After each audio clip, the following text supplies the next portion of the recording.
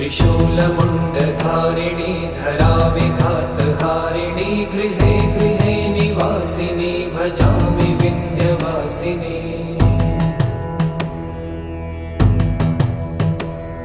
दरिद्रदुःखहारिणी सदा विभूतिकारिणी वियोगशोकहारिणी भजामि विन्ध्यवासिनी।